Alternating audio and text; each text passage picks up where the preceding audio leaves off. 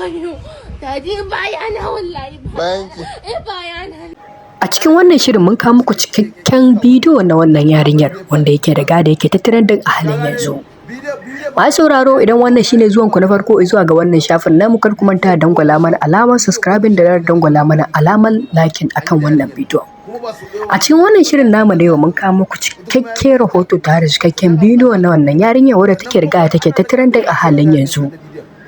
Wanda a yanzu haka bidiyon ya kasance ya tafi virality a ko'ina a shafukan sada zumunta. Wanda a yanzu haka bidiyon nan za ku iya riga da ku same shi a irin Facebook, Twitter, Instagram da dai sauran shafuka.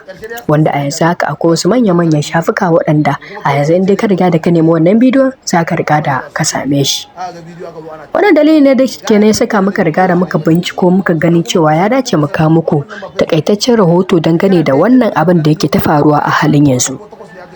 Masu sauraro kamar yadda muka riga da muka faɗa muku tun farko za mu riga da mu kawo muku cikakken wannan bidiyon. So kafin nan kama riga da mu cika ku da surutu. Sannan kuma za mu riga da mu kawo muku wannan bidiyon ku riga da ku tsaya ku kalla ku ga cikakken rahoto dangane da al'amarin da ya riga da ya faru tsakanin ita wannan yarinyar da kuma shi wannan yaran. So ba maganar wasa ba, inna lillahi wa inna ilaihi raji'un. Magana ta serious ba content ba. Billahi lazum huwa ramanu kowaye kai wannan dadin. Ka cuci yarinyar nan ka cutar mata da rayuwa. Kai billahi lazum huwa ramanu inna lillahi wa inna ilaihi raji'un. Ka je ka dauki waya kai bidiyo na minti 1 har da sakan 29 da yarinya kana lalata mata rayuwa. Da ganin yarinyar nan yin ta na farko ne abin ba irin ihun da bata yi ba ma ta san kana bidiyon ba saboda masifa amma wai ka zo ka saki bidiyo a duniya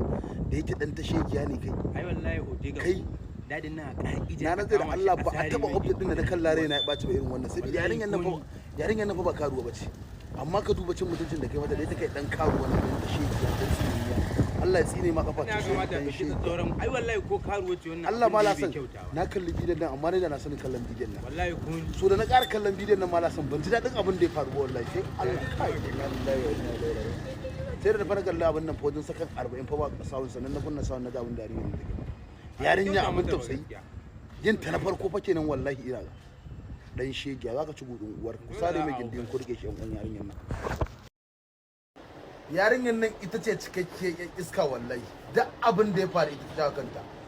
ka gane bidiyo ba fa kwaya daya kai ba kwaya biyu ba kwaya uku ba kwaya hudu ba bidiyo 12 na gani wallahi ganin ido na an yi da yarinyar nan kuma ba su ɗaya ba su biyu ba shi ba gayan dan nan jihar Kano ne ita kuma yarinyar yar jihar Kaduna ce sannan abin a jihar Kaduna ne faru sannan kuma gwad ana ta ganin kamar cewa gayan ne fitar da bidiyon ba shi fitar da bidiyon ba yayi bidiyon ya tura mata a waya ta je ta kalli bidiyon ta goge ta bashi a trash wani dan makaranta ya karbi wayar ta fito da bidiyon aka yi ciniki tun fa a wancan lokacin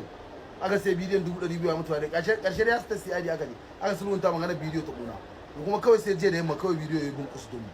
ya fallaka social media aka ga bidiyo aka zo ana ta hayya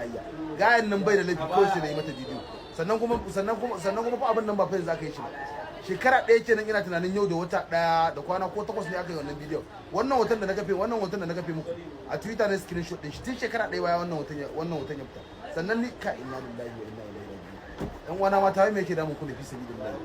yanzu a ce wai tsiraicin da kike takama da shi ke hakki rike waya fa da kanta ba ta dauki waya fa ta fa yi fa ga fa bidiyo fa iya mata abin da bai dace ba to magana gaskiya da saki ina wannan magana ne don a gane cewa ita inda laifin gayan shi ita ma yarinyar da laifinta duk an koma yan iska na rantsi da Allah a Najeriya aiwa kuma sannan a dafi a dade kuma ke yanzu kin cuce shi kin bata mai suna kin cuce shi kin bata mai suna cuce ki kin cuce shi da bayan kin kalli bidiyon nan kin goge shi a trash iya da kuskuren da mata kuke aikata wai za ku zo ku bidiyo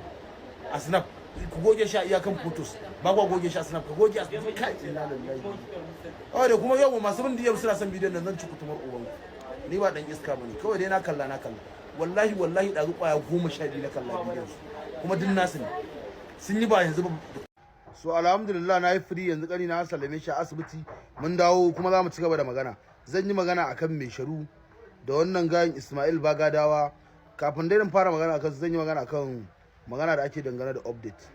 billahi lazum wa rahman yan uwan yarinyan nan in kun san wannan yaron dadi yake kowa ne ku rike ku cire mai gindi dan gudun uwatar astaghfirullah wa tubi bana zagi a gaban kyamara so amma fa kun gane inna lillahi wa inna ilaihi raji'un na kalli bidiyon fa yana ga fa kai su 25 na rasa gane kan gindin da bidiyon sa, na rasa gane me dalilin yin wannan bidiyon. Kuma ku mata dabbobi ne ku wallahi, wasu daga cikin ku mata dabbobi ne. Ta fa san fa da hoya fa a hannun shi, bidiyo yake mata, amma wai kuma wai ta ci gaba da barin sai kuma iya da ka abun kuma iya miki bidiyo fi sabilillahi. Me haka ne? Me yake damun ku ƴan uwan mata?